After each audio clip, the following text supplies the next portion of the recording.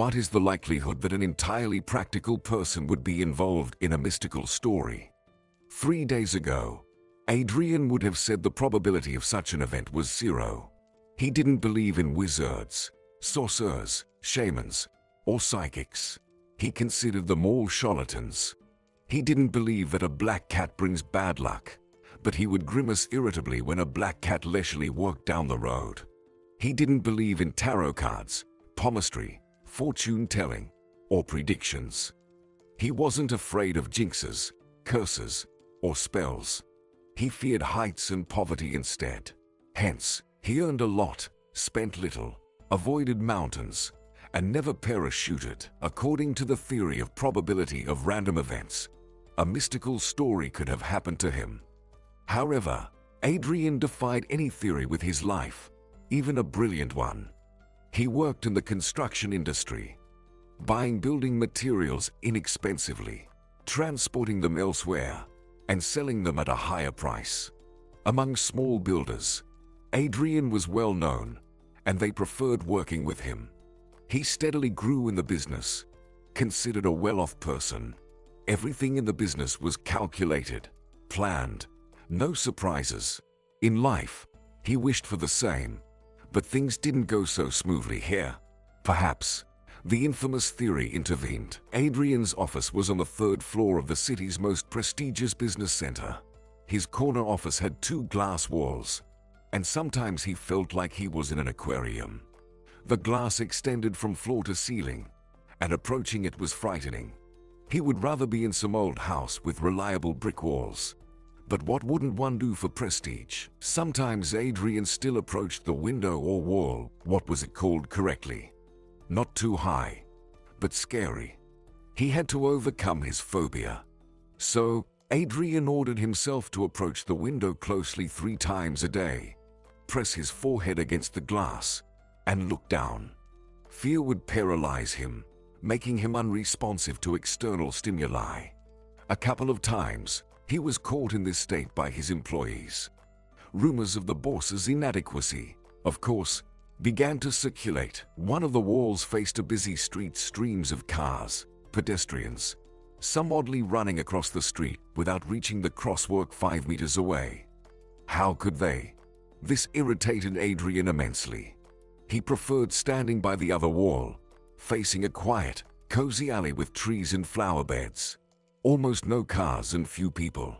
Here, one could forget about the bustling big city with utterly uncontrollable individuals around the corner. Down on the sidewalk, a girl was drying something. Adrian could only see the top of her head with a ponytail and a shiny clip glinting in the sun. With one hand, she was drying, and with the other, she leaned on the asphalt, comically wiggling her little legs as she crawled sideways.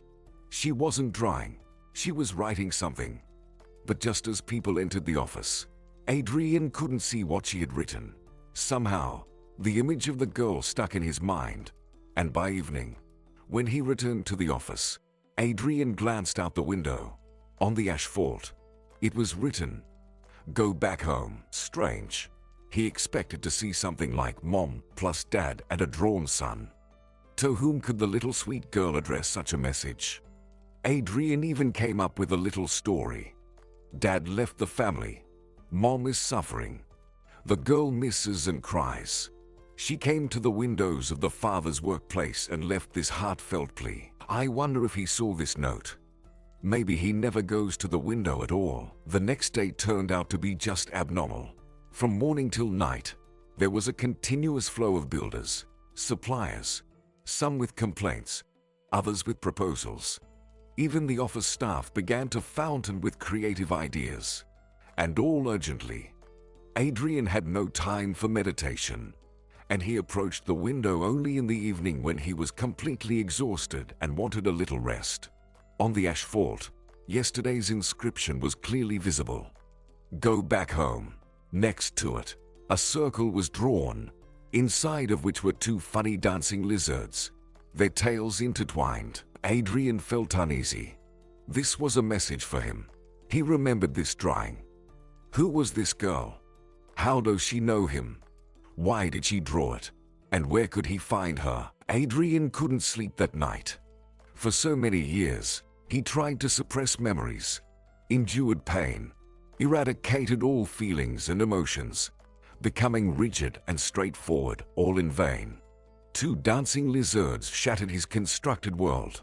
They waved their tails, demolishing the carefully calculated and pragmatic life of the unflappable businessman. He had almost forgotten that he was once a simple 20-year-old guy, unaware of restrictions, living by emotions rather than rules, falling in love without planning his life 10 years ahead, or rather, wanting to forget but unable to. How could he forget young, delicate, shy Amelia, who was terribly embarrassed about her glasses? When she took them off, her gaze became misty and mysterious. "You have extraordinary eyes, just nearsightedness. Don't go too far from me, or I'll lose you." "You won't lose me. I'll always be by your side." For her, he was willing to do anything, just to be close. He never fell in love like that again. It was unconditional love, where you realize you can't breathe without the other. Amelia dreamed of seeing the Canary Islands. She couldn't say why precisely those islands. She didn't really understand where they were located. It seemed to her like some paradise for rich people, and she, a simple student, had no chance to visit. Adrian was a programmer, took on jobs wherever possible, worked day and night for a whole year, but he managed to buy tickets to the Canary Islands, a small hotel 10 minutes walk from the ocean, a room with 2 terraces, one leading to the pool surrounded by palms, vines, and parrots, the other with a snow-white table under an umbrella, overlooking the city. The apartment had a living room, a bedroom, and a kitchen, 3 times larger than their rented flat. In the mornings, Amelia would go out to the terrace with a cup of coffee, sit at the table, and gaze at the perfect lawns and huge flowering bushes, unreal ocean beaches with peculiar black sand as fine as flour. The black sand got stuck in her swimsuit, impossible to wash, and she had to discard it. In fishing villages, the owner of a seafood restaurant would grab her hand, pull her into his fishy lair, where unfamiliar fish and sea creatures lay on ice, and say, "Choose any, and I'll cook it." At that time, Adrian was absolutely happy, deciding then and there that he would surely be successful and wealthy, so that Amelia could travel wherever she desired. The dancing lizards were from that magical island. The lizard was the symbol of the island, appearing on souvenirs, dishes, lanterns, and benches. Live symbols, mini dinosaurs about 30 centimeters long, darted between the tables of street cafes, agilely grabbing anything kind-hearted tourists dropped on the ground. Cafe owners hung signs in all known languages. "Please do not feed the lizards." But tourists fed them anyway, finding joy in observing the lively creatures. Adrian and Amelia brought 2 medallions from the island. Round, made of black sand with glimmers, featuring golden lizards with intertwined tails. The same medallion the girl drew under the office window. Adrian's medallion was at home, in a desk drawer, in the farthest corner, so that it would be encountered less frequently. The girl couldn't have seen it, or could she? Adrian jumped out of bed, rushed to the table, pulled out the drawer, and emptied its contents onto the table. Digging through a pile of long-forgotten trinkets, he retrieved the dulled medallion. There it was, in place. Adrian never showed it to anyone or talked about the tragedy that happened over 10 years ago. Amelia and Adrian had known each other for a long time. They went to the same school. Amelia had been in love with Adrian since the 7th grade. He, of course, didn't pay attention to the little, slender girl with funny glasses. After school, he entered college, engrossed in student life, new encounters, passions, and breakups. He didn't remember anything about Amelia. Over 2 years, he went home only once. Amelia knew he had come. She even saw him on the street once. Her heart stopped. He became even more handsome. But she couldn't approach him. No one invited her into the circle of old friends. They probably had no idea there was a girl peeking around the corner, quietly shedding tears, suffering from unrequited love. But it was okay. In another 6 months, they would definitely be together. Because a love like hers happens once in a lifetime. Everything turned out just as Amelia dreamed. She came to the city, found Adrian, and he fell in love so deeply that he abandoned his cheerful student circle. No one else mattered to him but Amelia. They studied, worked, rented an apartment, dreamed of how they would live once they graduated. Soon after their return from the Paradise Island, Adrian graduated, started working. Adrian was so happy that he couldn't believe it himself. He looked at Amelia and wondered how he deserved such happiness. Why did this sincere, beautiful, wonderful girl love him? How did it happen that she chose him among millions of men on earth? He gazed into her most beautiful, blue eyes and thought he was going crazy because such happiness simply couldn't be. He didn't know he could love so deeply. So, if there was anything mystical in Adrian's life, it was the meeting with Amelia. It must be magic. Perhaps the amount of happiness allotted to a person is not boundless after all. If spent wisely, it might last a long time. But Amelia and Adrian didn't economize. There was so much of it that they spent it without thinking. Amelia fell ill. Her head was spinning. She got tired quickly, and she laughed. I see such colorful circles before my eyes. Don't you?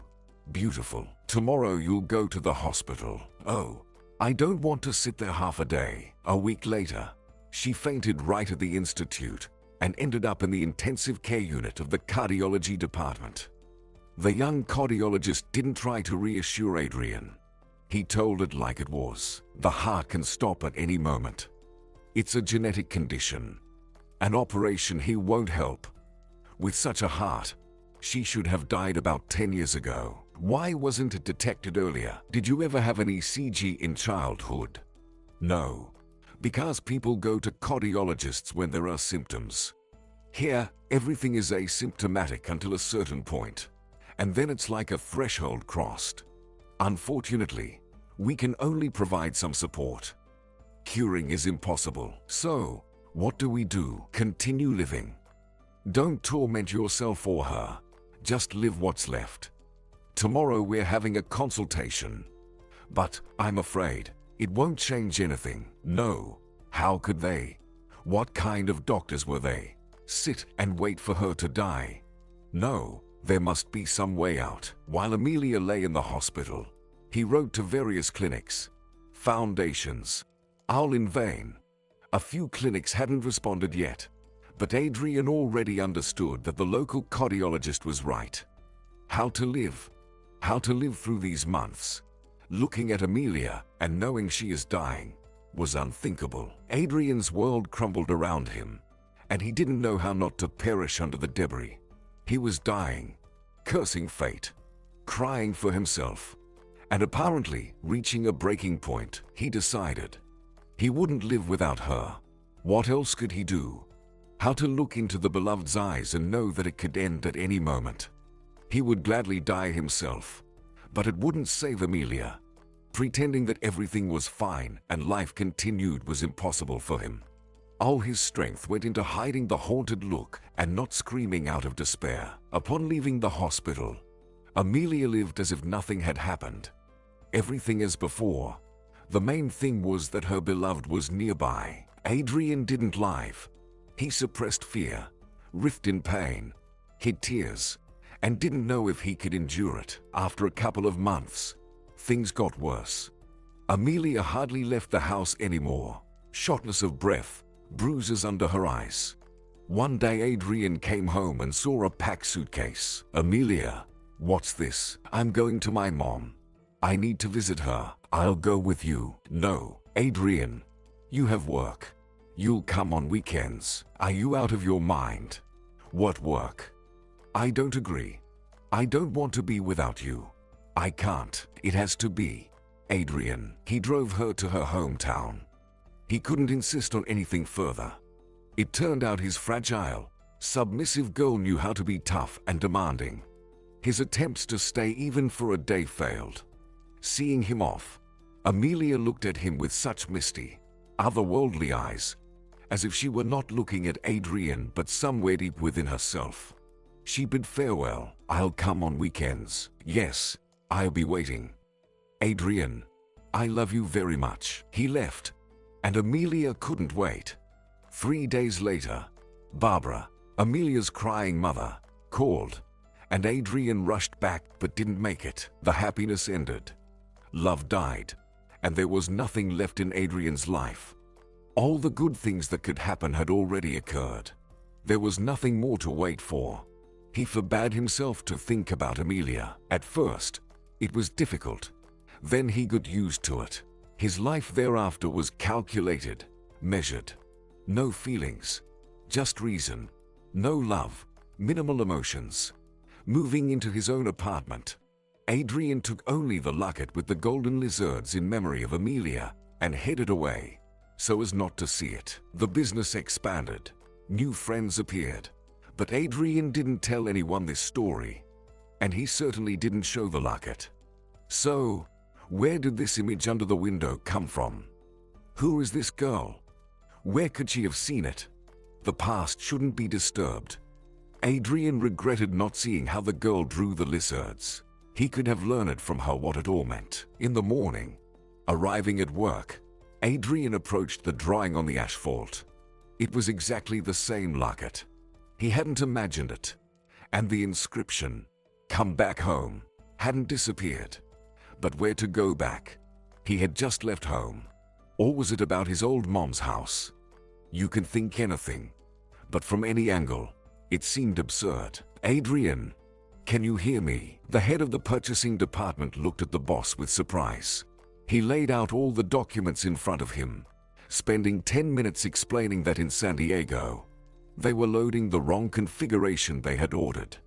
Adrian, with a blank stare, was doodling circles with some little animals on a piece of paper. "Adrian, you need to fly urgently before they ship it." Adrian stood up, worked to the window, and suddenly with wild eyes rushed to the door. "Adrian, what should we do about San Diego?" "Decide for yourself." The head of the department approached the window. What's there? An empty alley. A car passed. A girl was drawing with chalk on the sidewalk. What's with the boss? He's been acting strange lately. Adrian fled down the stairs, rushed through the hall, and burst onto the street, reaching the corner of the building. The girl was gone. He frantically looked around and, out of the corner of his eye, noticed her turning into the passageway between the neighboring houses. As he passed the drawing, he saw another word added: Newport. That was Adrian and Amelia's hometown. So, he needed to return to the house where his childhood passed. Why? Well, he could think about it later.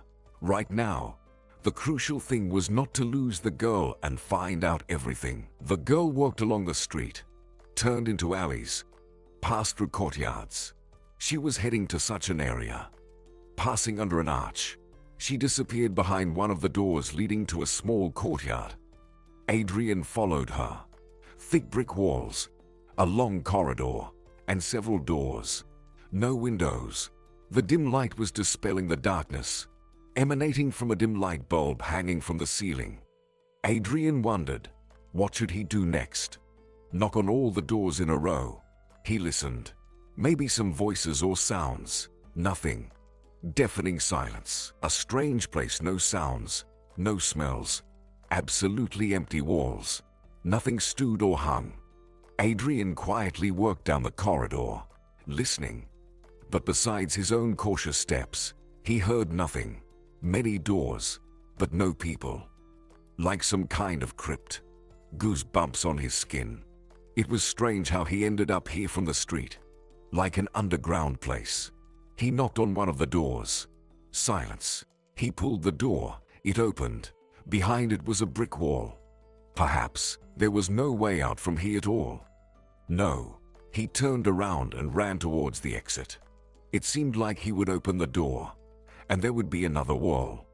One of the doors opened. In the doorway, bathed in bright sunlight, stood the girl. "Why did you come?" "I wrote everything I saw." Adrian tried to calm his fear and catch his breath. The girl was entirely real. It was her he saw under the window. Thoughts were jumbled up and wouldn't form into words. Why should I go home? And the locket. Where did you see it? I didn't see it. It appeared on its own. Come. Your grandma is waiting for you. Adrian was confused, feeling completely out of sorts. But he couldn't leave now. He entered. A small, bright room, 2 closed doors. In the light, Adrian finally examined the girl. About 8 years old, small, slender, narrow, long, completely impenetrable black eyes on her round face. Anthracite, not eyes. She stared, unblinking, with a gaze that was not at all childish. It was eerie, as if she could read thoughts. And from behind the far door, a voice was heard. Veronica, stop it. You see, he's scared. Come here. Adrian didn't understand whether it was for him or the girl. Should he go or stay? Veronica approached, took him by the hand, led him to the door, opened it, nudged Adrian from behind, entered after him, and closed the door. The room was dimly lit. The windows were covered with heavy curtains, leaving only a narrow strip of light. There was nothing scary or mysterious in the room, except for the abundance of furniture. Tall cabinets lined the walls, their contents indiscernible. Above the cabinets hung paintings, also indistinguishable, dark. A sofa, a few chairs, a table, and in the corner, some construction with a large bowl. In one of the chairs sat a woman, thin, in a long cloak, massive jewelry on her neck and wrists, gray hair, a face with deep wrinkles, and the same black, bottomless eyes as her granddaughter. Sit. The woman pointed to a chair. Veronica, don't interrogate him. She doesn't understand the source of her knowledge yet. She just sees. The woman rose from her chair, approached Adrian, put her hand on his head, and began making strange sounds on a single note. The space around distorted, wobbled, and vibrated. A piercing, thin sound, like a drill, drilled into the brain. Adrian looked up at the woman, but couldn't see her face. Instead of a face, there was black mist, and in that mist, golden lizards riffed. Through the mist, the woman's face with those black, frightening eyes became visible. She was whispering something, and Adrian's heart pounded with horror. He tried to get up to escape from this dreadful place. Not just stand up. He couldn't even move. In the corner, a fire flared up in the bowl. The mist stretched toward the fire, brightening, shimmering with multicolored flashes. Adrian hallucinated his familiar, incredibly beautiful face of Amelia. Without removing her hand from his head, the woman took something from the cabinet shelf and pressed it to Adrian's forehead. Cold emanated from the object. The drill in his brain disappeared. The mist evaporated, and with it, the horror. The old woman with strange eyes removed her hands from his head and returned to her chair. She sat silently, then raised her eyes to Veronica. The spirits say you understood everything correctly. Spirits? Ha. So, the spirits were having fun here. Adrian had recovered from the shock. He couldn't explain what he had seen and felt, but his pragmatic mind rejected any mysticism and otherworldly realms. How do they do this? And most importantly, why? Who are you? What's your name? They call me by a foreign name. A true shaman won't tell anyone their real name so that evil spirits don't find out. Are you a shaman? My grandfather was a great shaman. I'm not as strong. The spirits talk to me, guide me, help me heal people, but I can't influence them. I see where good and evil are, but I can't defeat an evil spirit. The real power is in my granddaughter. Soon, she will leave the big city, return to the place of power, and become a great shaman. What should I do? Why go back home? Veronica saw your fate. Darkness surrounds you. Wherever you go, you won't escape the darkness. Only by returning home will you see the light and change your destiny. Adrian thought that his fate suited him perfectly. Everything was stable and calm. Why change anything? Everyone has their own destiny, their own life. People are different, and destinies are different. They say you don't choose your fate. It is what it is. Adrian had no intention of changing his fate. More precisely, he was afraid. He found comfort in sitting snugly in the tightly closed shell of his dull and monotonous life. He didn't want to crawl out, wasn't ready for changes. He didn't need emotions, feelings, passions, and certainly not the light. Let it be as bright and colorful as it may. The spirits sent Veronica to you, so it must be. You will return home, find the locket, and emerge from the darkness. It's crucial. And don't delay. Time is short. Now, go. Adrian stepped out onto the street. What was that? He had entertained the thought that shamans still existed. He couldn't label Veronica and her grandmother as charlatans, even if they were talented. Something powerful, beyond his understanding, had happened in the Twilight Room. Adrian, for the first time, considered that just because he didn't believe in something didn't mean it didn't exist. He walked slowly through the streets. It seemed like some changes had occurred in the city. Imperceptible, unnoticed by the eyes, but palpable. Light, air, sounds, everything felt unreal. Adrian felt like he had been to another world. And now, upon returning, he wouldn't recognize his familiar surroundings. He convinced himself that all of this was nonsense. No shamans with granddaughters would make him break free in the middle of the work week to go back to his hometown. Well, he should visit. It's been a while. Go to Amelia's and Mom's graves. Check on Barbara. Meet up with friends. But not now, sometime later. Adrian seemed to be arguing with someone, convincing himself that this would be the right thing to do. Yet, deep down, he knew he would go, maybe even tomorrow. At night, he dreamed of the shaman, golden lizards dancing, and in the colorful mist, Adrian discerned, this spirit is good, and this one is evil. For some reason, the shaman's face transformed into Amelia's, and someone whispered all night. The spirits said you must go.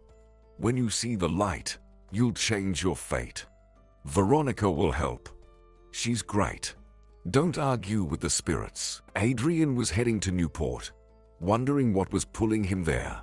He didn't want any change in his fate. Finding the locket was impossible. How could it end up there? Even if Amelia brought it there, where was he now? If not at Barbara's, searching would be pointless. Well, he would find the locket. And then what? The light would shine, fate would change, and the spirits would smile. Some kind of shamanism. Although Adrian's skepticism had diminished since yesterday, Adrian pulled up to his childhood home. The house, weathered by rain, looked like an orphan. The house smelled damp and musty. In the past, the aroma of pies and Mom's favorite cherry jam with cinnamon lingered instead. Nothing had changed in the old house. The same slightly creaky floors, large windows. Mom loved the light. Old, now called vintage furniture. A bit dusty, but still cozy. A normal house, suitable for living. Although Adrian had no intention of living here, a week would be enough. He'd find the locket, and if not, even better. Adrian, is that you? Iris, the neighbor, stood in the doorway. Aunt Iris, thank you so much. So many years have passed, and the house is still intact. Just miraculous. I was driving and thought this place would be in ruins by now, but the house is perfectly habitable. Let me give you a kiss. Better tell me, are you here for long? Come to our place. You must be hungry. Michael was delighted with Adrian's childhood friend visiting. They hadn't seen each other for a long time, and Adrian's sudden decision to come back surprised him, especially since they had recently talked, and Michael had invited him over. Adrian had declined. Adrian, tell me what happened. Why did you suddenly come back after so many years? Adrian, carefully choosing his words, narrated, expecting Michael to either burst into laughter or say that it was a case for a psychiatrist. Michael, as I tell this now, I can't believe it myself. So the question of why I came here will remain unanswered. If we set aside all the mystical nonsense and the theory of some otherworldly conspiracy, I came to find the locket and change my fate. So, buddy, let's work out a plan of action. Where could the locket be? The most rational idea, and the only one, was to ask Barbara. Adrian was anxious, afraid to remind her of the most dreadful thing. Of course, it wasn't forgotten, but he wanted to at least soften it. And here he was with silly questions. She'll be glad to see you. There's no one else for her to talk to about Amelia. She probably wants to reminisce, cry. And with whom, if not with you? Go. Michael turned out to be right. Barbara was happy to see Adrian. He was a part of her daughter's life, and everything related to Amelia was precious to her. Adrian spent the entire day with Barbara. They reminisced, cried, laughed. Adrian felt ashamed that he knew absolutely nothing about this woman. He was curious about why she was alone and where Amelia's father was. Barbara, do you remember the medallions we brought from the Canaries? I remember. Do you happen to know where Amelia's medallion went? Adrian, forgive me. I didn't know it was important to you. Amelia never parted with it until her death, and then it stayed with me. I gave the locket to a girl. Can I meet this girl? Theoretically, yes. But she lives in Washington. How did she end up here? And why did you give her the locket? At that time, she still lived here. Adrian, I don't know how to explain it to you, but that girl is sort of like Amelia's sister. She's sort of like a sister. Then you are sort of like a mother. I've never heard that Amelia has a sister. Barbara, did you forget about it? Maybe you can explain. Barbara's husband left her when Amelia was just 2 years old. It was some kind of crazy love affair, and the mistress was already pregnant. They could have fought, refused a divorce, played with nerves, but Barbara let him go. Life wouldn't be the same anyway.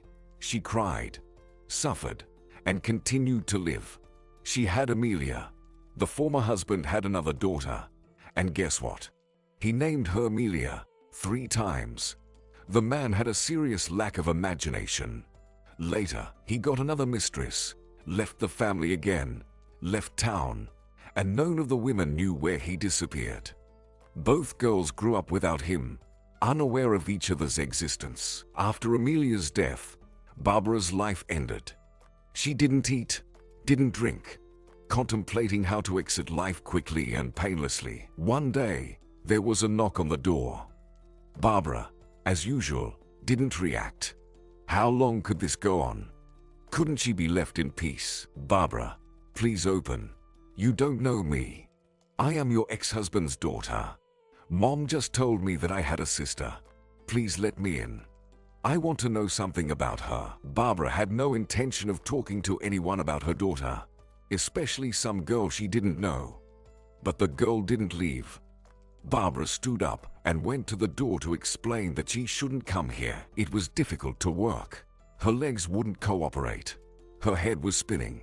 She opened the door, thinking that hallucinations had started due to nervous exhaustion and hunger. On the doorstep stood her daughter. After a second, she came to her senses. Well, of course, it wasn't Amelia, but the girl looked incredibly similar. A bit taller, a different hair color, a short haircut. Amelia never had a cut like that, but the resemblance was striking. The girl was nervous, looking scared, clearly unsure what to say or how to behave. Barbara thought the girl was frightened by her appearance. Probably. She looked terrible. What's your name? Amanda. Come in, Amanda. Later, Barbara would say that Amanda saved her from death. If it weren't for Amanda, she wouldn't be in this world anymore. She wouldn't have let anyone else into her house and would have died of exhaustion. With Amanda, she started eating again, leaving the house. They worked for a long time and talked about Amelia. Amanda studied in Washington, came to her mom during vacations. Her father left the family when Amanda was 3 years old. Again, a mistress, and again pregnant. The man loved improvisation. Maybe somewhere out there, I have another little sister growing up. Amelia's sister, Amanda, laughed. Amanda often visited Barbara, shared stories about her life in Washington, and slowly, Barbara started returning to life. She looked at that familiar face and imagined she was talking to her daughter. No, she was sane. She understood that this girl was not her daughter, but it made things a bit easier. The vacation came to an end, and it was time for Amanda to leave.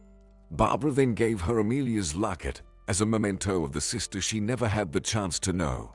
Amanda occasionally called and, when in town, always visited, warming Barbara's heart. That's the story, Adrian.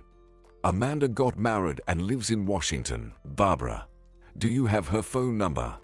Please give it to me. I really need to find the locket. It's just a regular souvenir. What's so special about it? I don't know myself, but I need to find it. Let's do this. I'll find the locket, and then I'll tell you the whole story. Because if I tell you now, you'll think I've gone crazy. Are you going to Washington because of this trinket? I am. I need to find the locket, and then we'll see. Adrian and Michael sat in the evening, contemplating how to explain to a stranger why they needed her locket. Maybe she doesn't even have it after all these years. Adrian gathered his courage and dialed Amanda's number. No answer. Not available. Tried 10 times. The result was the same. What next? They decided that for today, it was enough. The day had been nerve-wracking. A glass of brandy now, and off to bed. They would think about it tomorrow. In the morning, Barbara called and said there was no need to rush to Washington. Amanda called. She's coming to Newport. Amanda drew a lucky ticket. She married an educated and wealthy man. The Cowell family was not thrilled about the bride, but they accepted it, not wanting to spoil the young couple's life. 5 years later, Amanda realized that she had ruined her life on her own without any help. Cowell forbade her from entering graduate school, was jealous for any reason, and had a strange inclination displaying affection in public. He constantly hugged, kissed, never let go, always showing off how much he loved his wife. All for show. It irritated Amanda terribly. She stopped going to social events, didn't appear with her husband at corporate gatherings. She was ashamed. It seemed like everyone was watching, seeing insincerity, the theatricality of his endless adoration. At home, the arguments began. Why were you dancing? Why were you smiling? For whom did you dress up? Is this your lover? He threw away her cosmetics, cut her clothes that seemed too revealing to him, threw tantrums. The last straw was the anniversary celebration of Amelia's boss.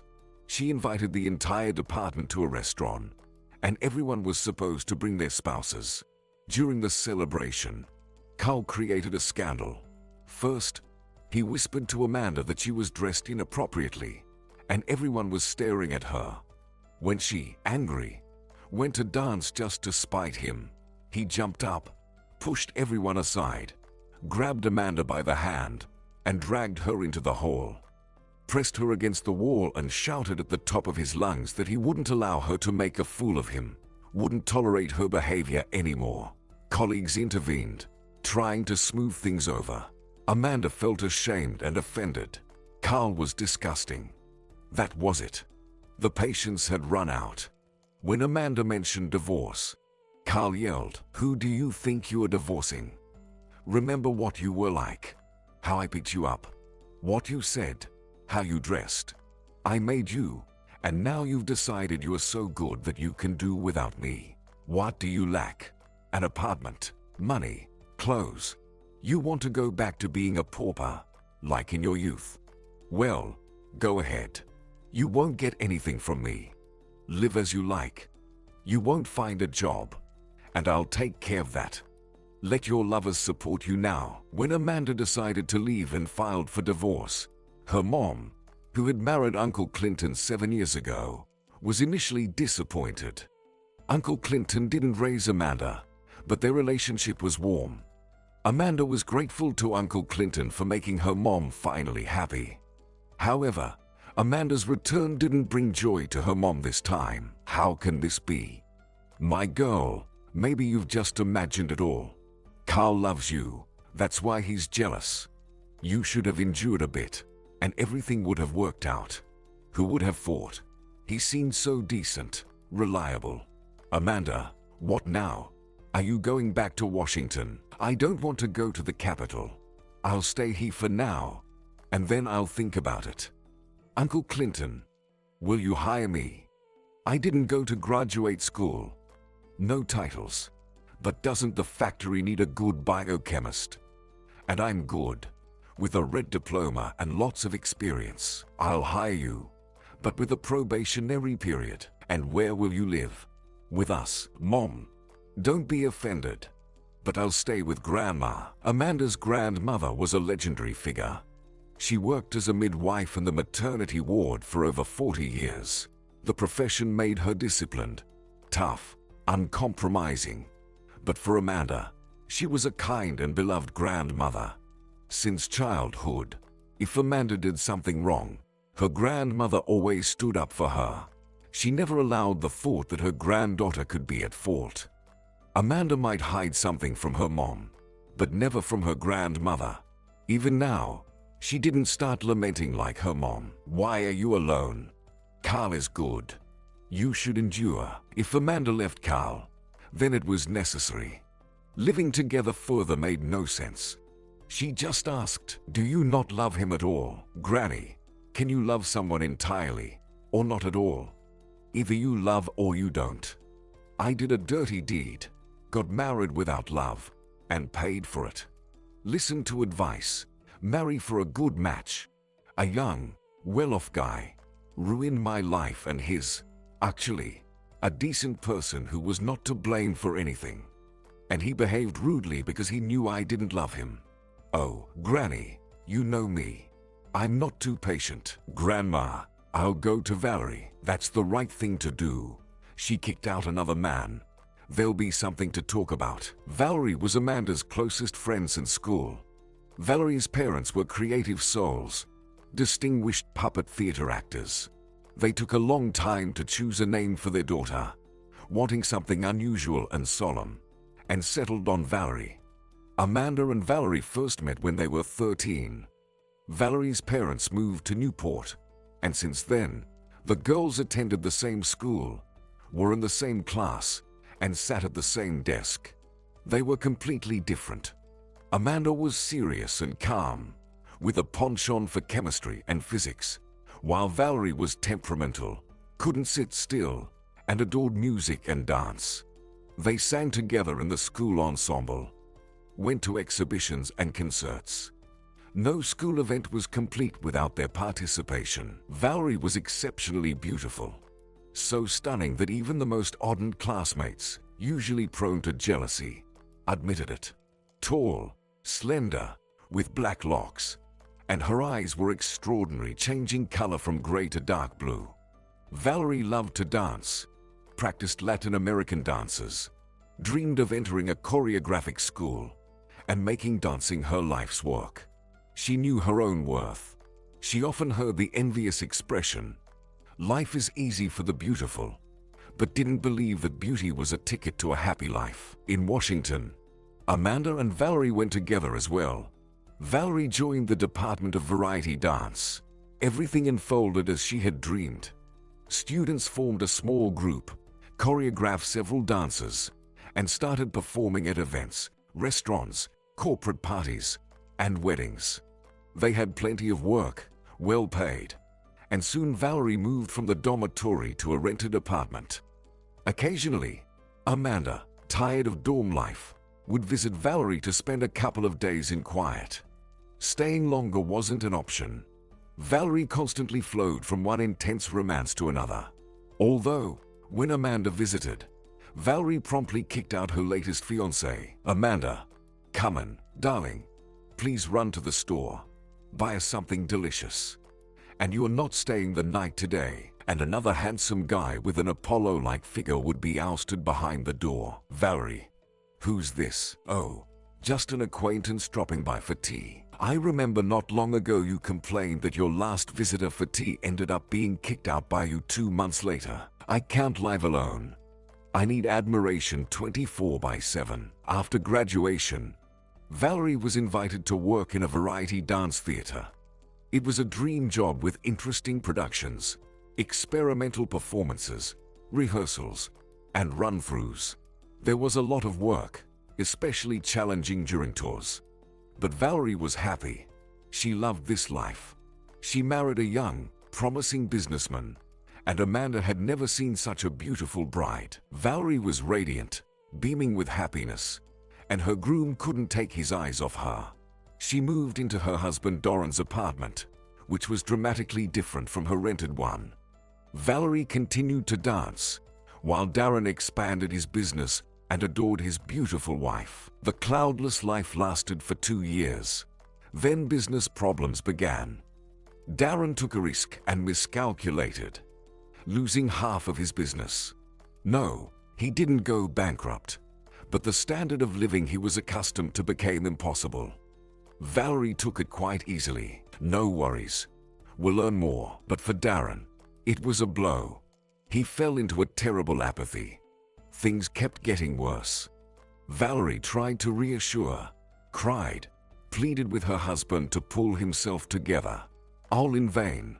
Problems kept piling up, growing like a snowball, and soon completely overwhelmed the once promising businessman. Valerie thought that her husband needed time to recover.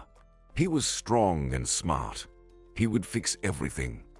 But the strong and smart one began to drink, and no matter how hard Valerie tried, she couldn't do anything about it. Money was tight, and she, just like in her student days, started working at restaurants and weddings again. At home, it was hell. A drunken, bile-filled, and uncontrollable husband vented his anger on his wife, accusing her of all sins. Darren rolled into another outrageous scandal. Valerie had just come home, barely standing on her feet from exhaustion, and he, driven mad by drink, yelled, sprayed saliva, and insulted. She looked at her husband with surprise and disgust. Where had the love gone? She wanted to hit him to make him shut up. Since when did she think he was strong? He was weak, worthless, couldn't take a hit, pitied himself, and blamed everyone around. Valerie realized that a choice had to be made. Either her husband, who lost his humanity, or a job at the theater. She chose the theater. Again, a rented apartment. Again, 2 friends pouring their hearts out to each other. Amanda, with doubts about marrying Carl, and Valerie, with the guilt of an abandoned husband.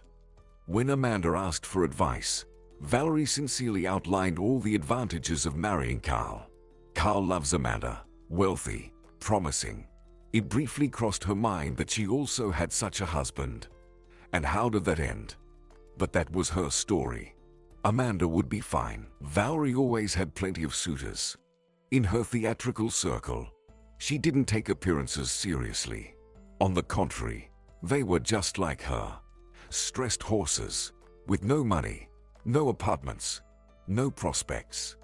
She didn't chase oligarchs, but she wanted a husband who stood firmly on his feet, not afraid of losing his job, and also someone who would think about future children.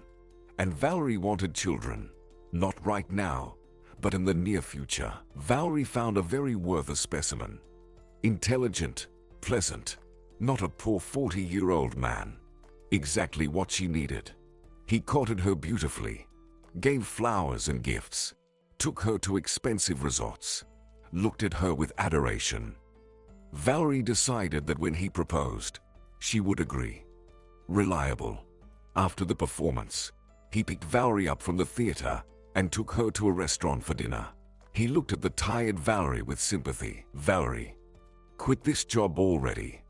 How much longer? Your life is all work. Let me pay you this much. He drew an amount on the napkin equal to what Valerie earned in a year. You will take care of yourself.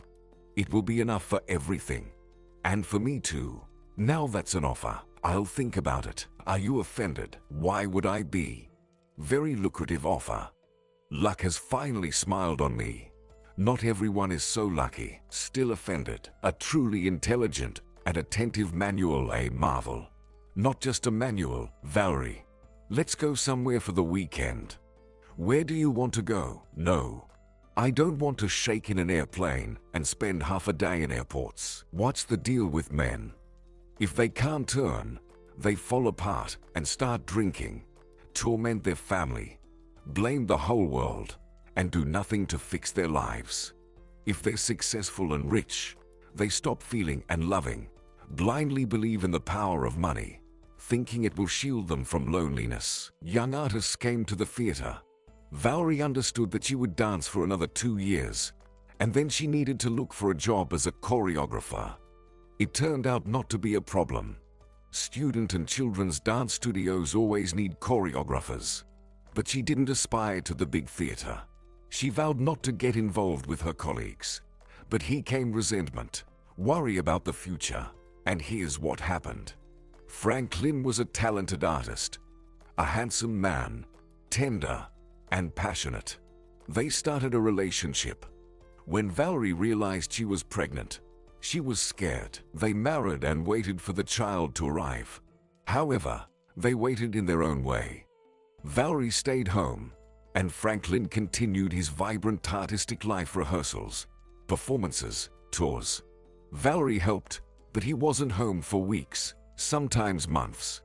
It seemed to Valerie that he smelled like a new woman every time. She didn't create scandals. It should be like that. Once she told Amanda, "My dance career is over. I won't be able to return to the theater after maternity leave. So, there's nothing left for me to do in Washington. It's time to go home. What will I do here with a child?" What about Franklin? You don't think we're a happy family, do you? Whether I leave or stay, it doesn't matter to him. Nothing will change for him. And I'll be better off at home with the child. When the child grows up, then I'll think about what's next. Oh, Valerie, you're desperate. Just giving up like that. If there was something to give up, a rented apartment and a husband who cheats on me. Does Carl cheat on you? No, he's not capable of that. He'd be more likely to be driven by jealousy. Let him be jealous. It's better than infidelity. Valerie went to Newport and gave birth to a little blue-eyed princess. Valerie's parents insisted on continuing the family tradition of giving children beautiful names. They suggested naming her Stephanie. Your granddaughter is called Anna. And that's final. The happy father arrived. He cautiously approached the crib, hesitated to pick her up. He spent half a day, not knowing how to behave or what to do. Valerie showed generosity. "You've fulfilled your paternal duty. You can go. And don't worry. We won't bother you. File for divorce there, and I won't object." Valerie settled in her grandmother's house. Anna grew up, and Valerie established a dance school in the city. Initially, she opened a children's studio, then decided to teach parents to dance. Later, she thought that elderly people might be bored, and they probably wanted to dance too. The children's and adult studios were fee-based, but the classes for pensioners were free. Business was booming. Soon Valerie was considered a businesswoman in the city. It was around this time that Amanda, devastated and crushed by family life, arrived in the city. Two friends again, though the apartment was no longer rented, but still not their own. It belonged to Valerie's grandmother. Amanda entered and was amazed. Valerie sat and ate cake. "Valerie, what happened?" "Boosting my self-esteem. Tired of being skinny. For what? For whom? I adore cakes. Love me this way.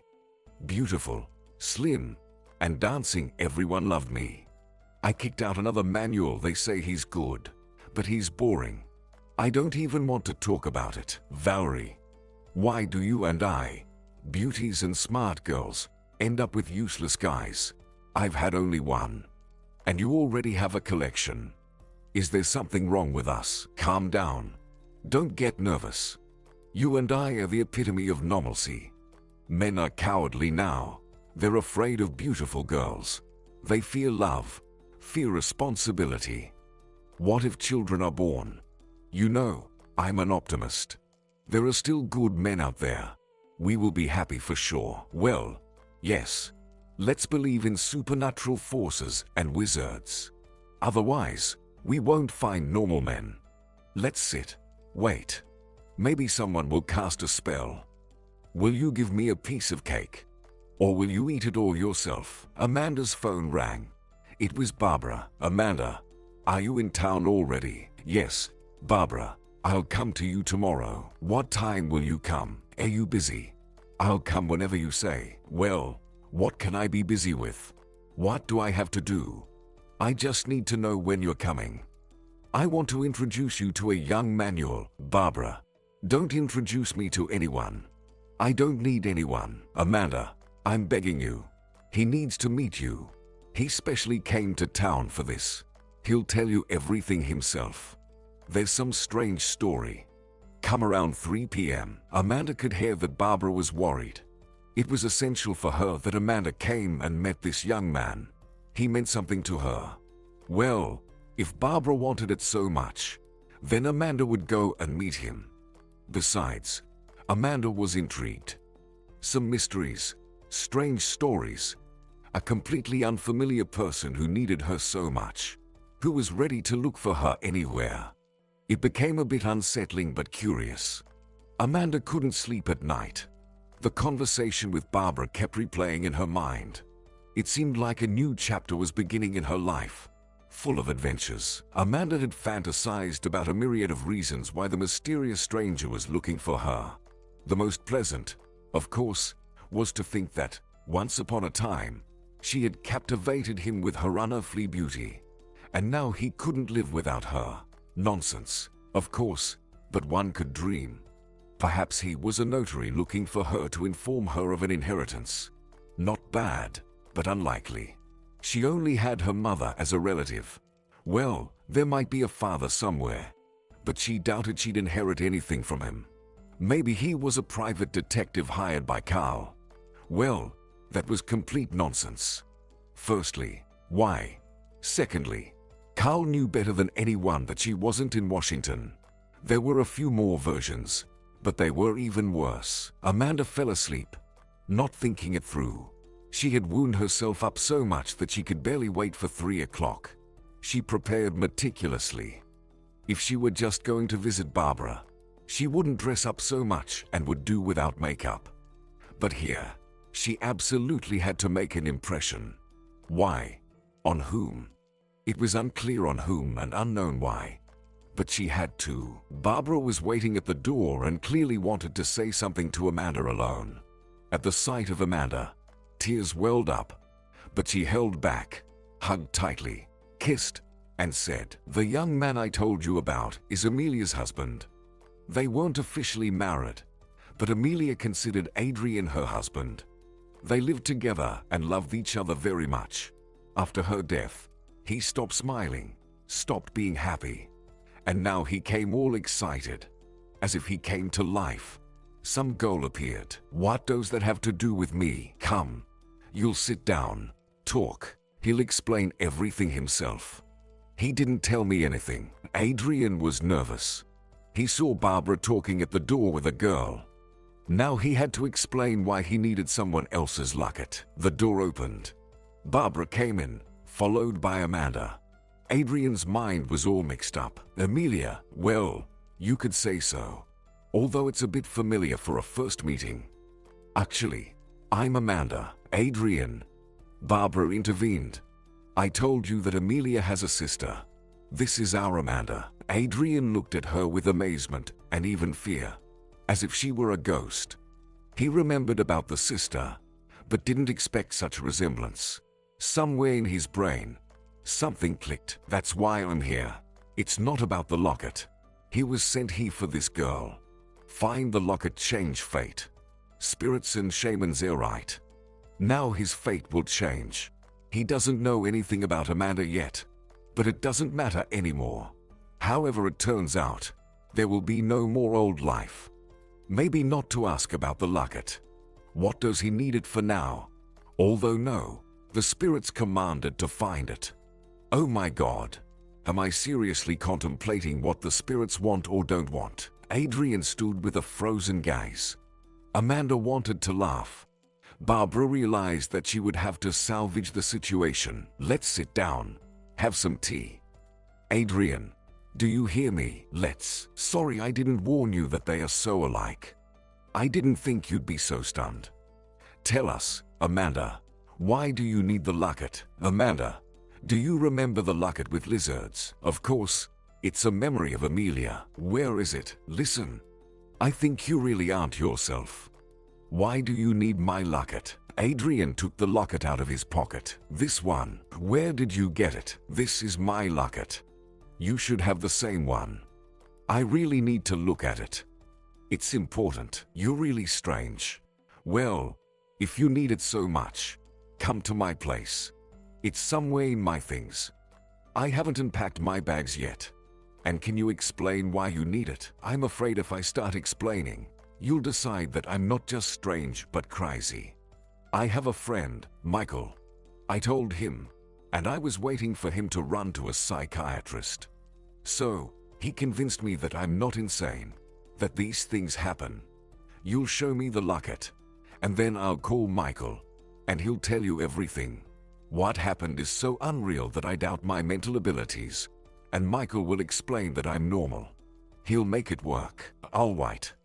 Let's go get the locket. What about me? Barbara protested. Am I not going to find out anything? Barbara, I'll tell Amanda everything first. Adrian, let's go already, or I'll burst from curiosity. You've intrigued me so much I can't take it. And call your friend. Let him come. While driving to Amanda's house, Michael and Valerie called. Leslie, Amanda's grandmother, looked with interest at the young man Amanda brought into the house. While Amanda was searching in her bags, the grandmother entertained the guest with conversations and, at the same time, inquired about who the guest was.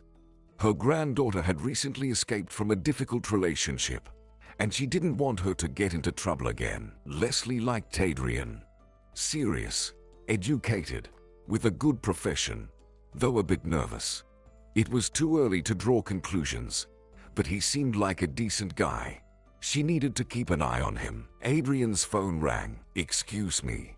Yes, Michael, you've arrived. I'll meet you right now. Amanda came out of the adjacent room. This is my grandmother. Adrian's a friend who came. Valerie should be here soon. Do we have a reception today? Well, something like that. Sorry I didn't warn you, but it seems important. At last, there are people in this house. Can I attend? Okay, I'll make some tea. It's more pleasant to talk at the table. A tall, dark-haired, dark-eyed man entered the house, and when he smiled with a sincere, open smile, Amanda thought that the reserved and tense Adrian was probably a good person if he had such friends. She needed to get to know him better. Valerie entered the house with a cake in her hands. Valerie, do you now not only eat cakes at home but also carry them everywhere with you? I told you, I'm boosting my self-esteem. Your self-esteem won't fit in the wardrobe soon. You'll have to change it. Well, Amanda, why didn't you say you had guests? And such interesting ones. Valerie approached Michael with the cake. Like all men, he stood there with his mouth open when he saw Valerie. She squinted, casting an assessing glance over Michael. Why are you silent? Let's get acquainted. I'm Valerie. I'm Michael. Wonderful. What's the gathering for? Something happened. We're about to find out. Adrian, he promised to tell a mysterious story. Adrian, meet Michael. By the way, Adrian, sorry, but I can't seem to find the locket, although I distinctly remember taking it from the apartment. Amanda indeed remembered gathering her cosmetics and jewelry, putting the locket in her bag, but it was inexplicably missing. Could Carl have taken it? Yes, he could have. Carl gave Amanda expensive jewelry and always wondered why she cherished some cheap trinket so much. The pathological jealousy he harbored had a simple explanation for this. The locket was a gift from a former lover, and she still loved him, so she treasured the keepsake. It was pointless to explain the sentimental value to Carl. He never listened. He could have taken it just to hurt her a bit more. Amanda regretted the lost locket, But she regretted the lost years even more. And for some reason, she felt awkward in front of Adrian, as if she had let him down. Adrian, is it absolutely necessary to have the locket? Adrian had such a miserable expression that Michael decided to take charge. Probably not. But the spirits won't be pleased. They commanded us to find the locket. At this point, the grandmother intervened. What spirits? Listen, this is so interesting. Tell me everything. Adrian began to narrate the tale of lost love, messages on the Asphalt, Veronica and her shaman grandmother, spirits commanding the search for the locket, and promising a change in destiny. He skipped the mystical details and concealed his emotions to make it sound more realistic. It turned out even worse, less convincing.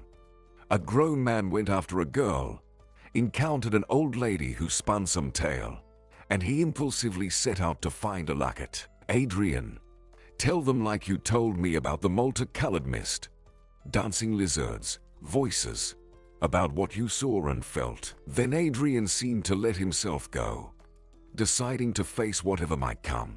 He spoke of sensations, fears, and doubts. Once again, he saw the gray mist, terrifying black eyes, and distorted space. They listened to him, holding their breaths, with astonishment and fear in their eyes. Adrian glanced at Amanda, trying to understand if she believed him or not. If anyone immediately believed him, it was the grandmother. She asked him to describe the shaman. The girl kept asking what he saw, what he felt, what exactly the spirit said. She was disappointed that such an encounter hadn't happened in her life. She would not have been bewildered, having learned everything from the spirits. Amanda and Valerie looked at Adrian warily. Adrian and Michael left, while Amanda and Valerie kept thinking. How should they respond to Adrian's story? Believing it seemed foolish. But the grandmother and Michael insisted it was true. Valerie, what do you think about all this? There's no reason for him to make up such a story. Either it really happened, or he's seriously troubled. The most surprising thing is that in such a small town, Michael and I never met once. That's where the mystery lies. The grandmother decided that she should say what she thinks. They could figure out the rest themselves. Young people often overlook things, assessing everything from the perspective of rationality and correctness. She had lived a long life and knew for sure that there are things beyond the grasp of reason.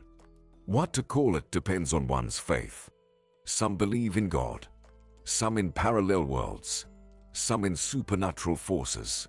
Everyone has said at least once, you were protected by God, implying that something beyond intervened in life.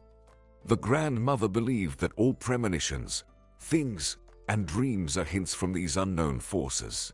Roughly, this is what the grandmother told the girls, adding, "Girls, I don't know what you see in Adrian, but I see an absolute pragmatist, someone living by the rules, confined within boundaries.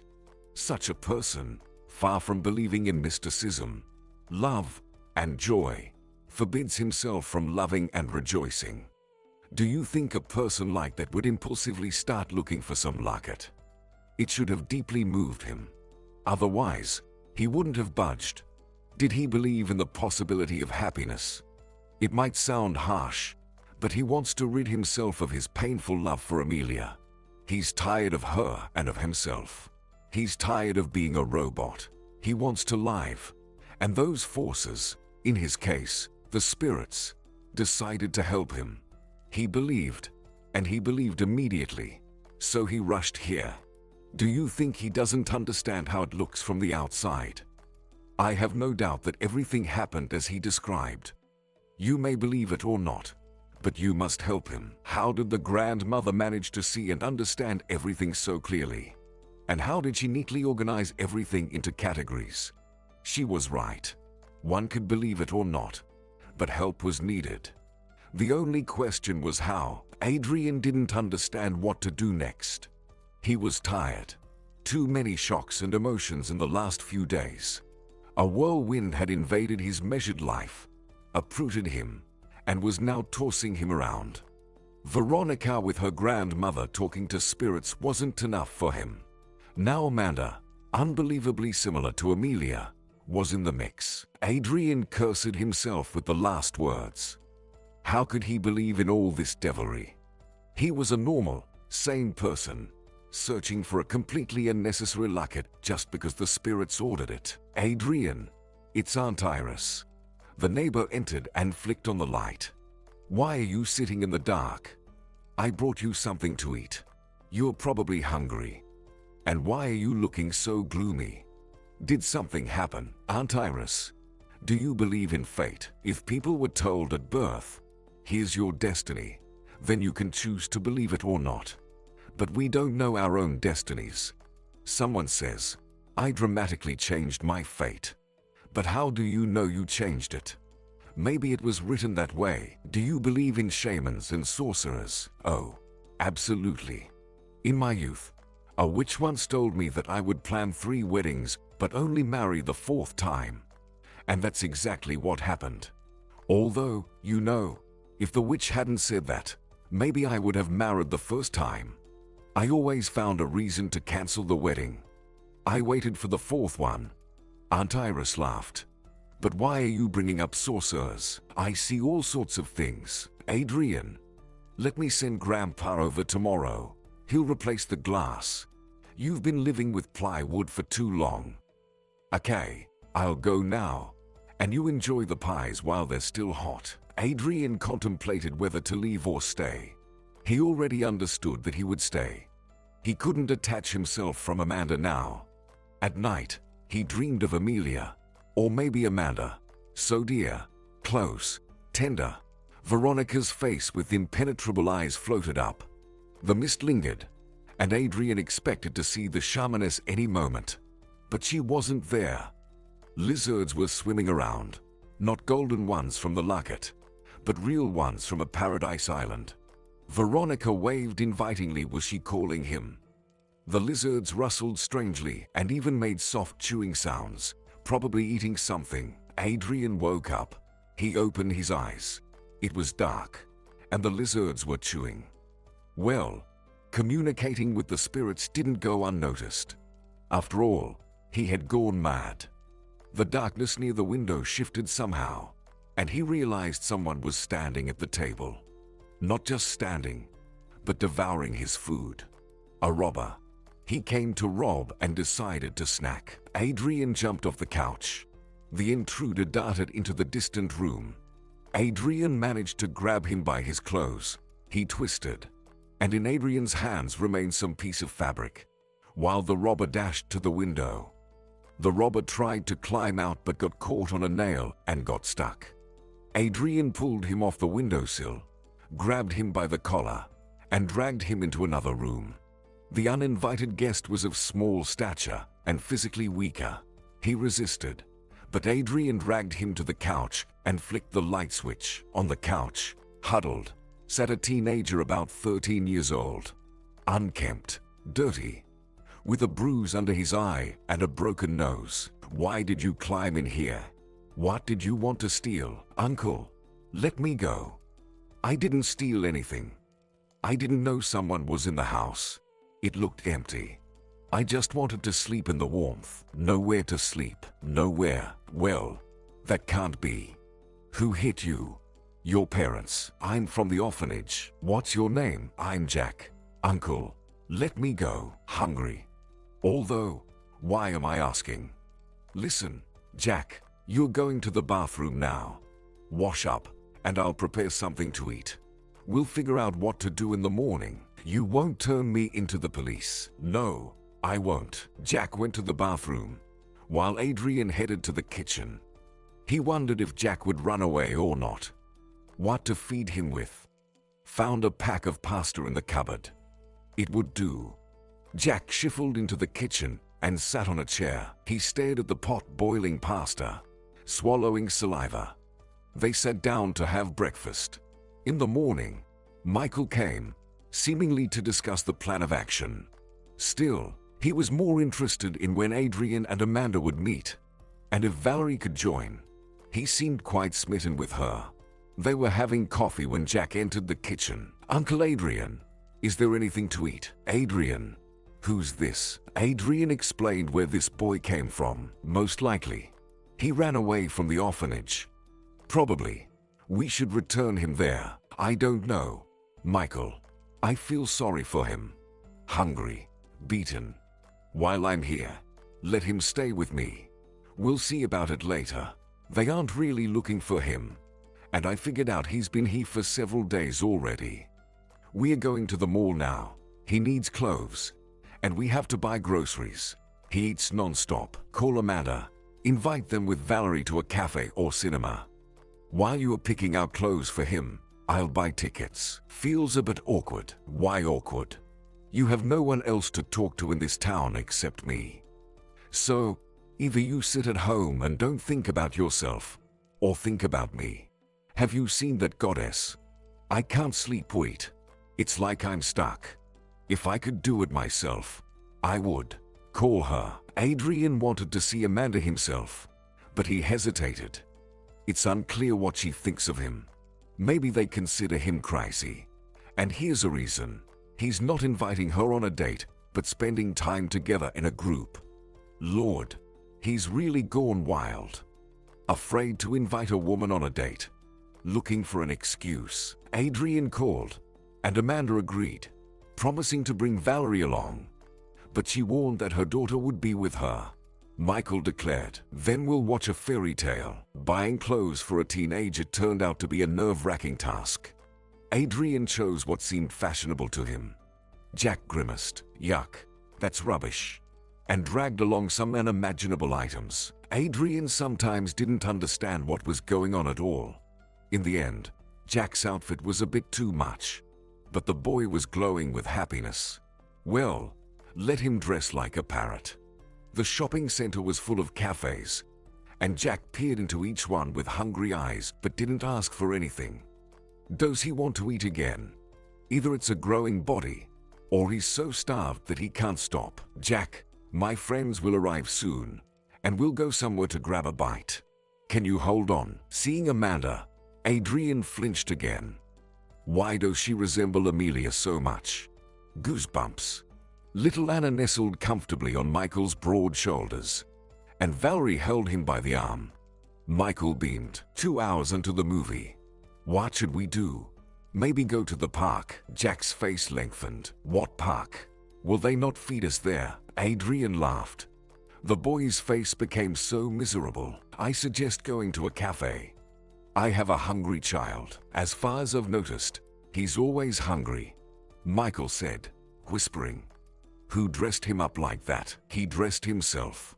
Ripped every piece of clothing with a fight, but he looks fashionable and happy. Which cafe are we going to? In the cafe. Amanda looked at Jack with pity. Michael, while they were driving, told the boy's story. At least what he knew. Where Adrian found him, Michael still didn't understand. It's as if Amanda saw Adrian in a different light. A person who picked up a homeless child cannot be callous.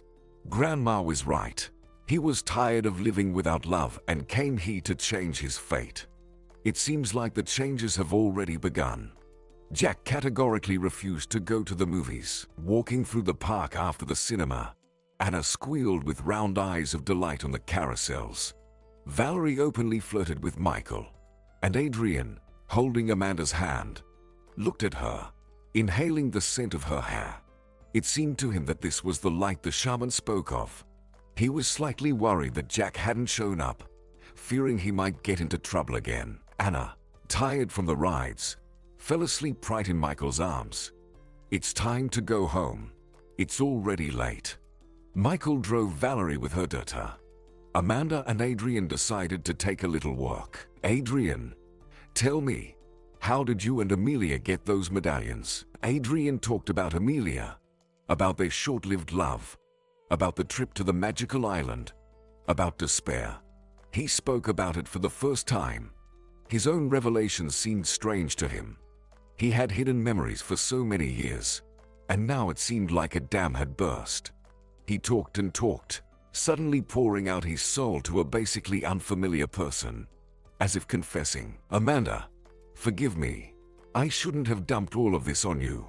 I don't know what came over me, but thank you for listening. I vented, and it feels like a weight has been lifted. Don't apologize. It's strange that you kept all of this to yourself for so long. You could have gone crazy. Well, perhaps I did. In a sane mind, would you communicate with spirits? I don't believe in all this nonsense. I've never read a horoscope in my life. But then I saw the drawing, and it's like something clicked in my brain. Shamans, lizards, mists, voices. I snapped and started looking for a medallion I don't need. It's like someone is pushing me, leading me. I wanted to give up all of this and leave, but for some reason, I can't. Adrian and Amanda worked and talked for a long time after Adrian's revelations. It became easy and simple to speak. It was very late when they parted ways. Jack still didn't show up. Adrian still hoped he was waiting near the house, but Jack wasn't there either. Well, what to expect from a child who doesn't know what family and attachment are? He's used to wandering and asserting his right to life with his fists. After a good sleep, a meal, and a change of clothes, he's off again. Adrian entered the house, turned on the light, and suddenly heard a sleepy voice. "Uncle Adrian, turn off the light. I'm sleeping." Adrian felt relieved from the bottom of his heart. Thank God. He hadn't disappeared anywhere, and nothing else had happened to him, not even going to eat when offered food. Sleep is the last thing on one's mind. Jack went to the kitchen. "Do we have anything?" "Well, I brought something. I'll make sandwiches." "How did you end up here?" "Again through the window." "Haven't tried the door. It's closed." Keys have long been invented for this case. "Jack, how did you end up in the orphanage?" "If you don't want to, don't tell." Jack remembered his parents poorly. They died when he was 4 years old. He remembered a strong dad with big strong hands who tossed him upside down, and Jack froze in fear and delight. He remembered a beautiful mom in a bright dress. She rocked him on the swings and fed him delicious buns. They had a cozy house with a terrace. He remembered how they went to the river in the summer. He also remembered that one winter evening there was a crash. Glass broke, and Dad ran somewhere. At first, they talked loudly, shouted. Then he heard how Mom screamed in horror. He got scared, climbed under the bed, into the farthest corner, sat there for a long time, heard someone working, things falling, unfamiliar voices. He didn't hear his parents' voices, so he didn't come out. The door slammed shut, and everything fell silent. It was very scary. Jack whimpered softly, whispered for his mom and dad, but no one responded. Out of fear, tears, and exhaustion, he fell asleep right there under the bed. He woke up to someone screaming terribly. Some people rushed in, calling him, but he didn't come out. A neighbor found him, pulled him from under the bed, wrapped him in a blanket with his head covered, and took him to her house. He kept calling for his mom and dad all the time, but no one told him why they weren't coming. Instead, unfamiliar aunts came and took him from the neighbor. That's how he ended up in the orphanage. No one mistreated him there, but he missed his parents terribly and cried a lot. When he grew up, he wanted to find out what happened to his parents.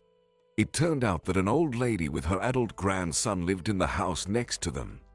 The grandson didn't work anywhere, took the grandmother's pension, stole everything that could be sold from the house, and drank heavily. Similar companions were constantly hanging around the house. Money was tight, so they decided to rob the neighbors. Why they chose a house where people lived is unclear. Perhaps they were completely out of their minds. They broke in to rob, but in the end, they sent the owners to the other side. When Jack was 12, the orphanage closed, and the wards were distributed to other homes. In the new orphanage, Jack was an outsider. There were established groups, and they didn't accept him anywhere as a newcomer. They tested him, beat and humiliated him. The orphanage had cruel survival rules. Jack started running away, but they always caught him and brought him back. This time he ran far away, all the way to Newport. He looked around, stalked, chose a house where no one lived, broke a window, and climbed in. That's how he ended up in Adrian's house. True, later the neighbor covered the window with plywood, but that was even better.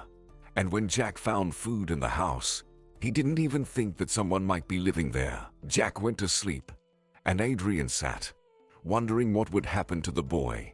Everything seemed bleak in this boy's life. Adrian needed to go to the orphanage, find out if they were looking for Jack, and assess the overall situation. An unexpected and unwelcome guest arrived at Amanda's.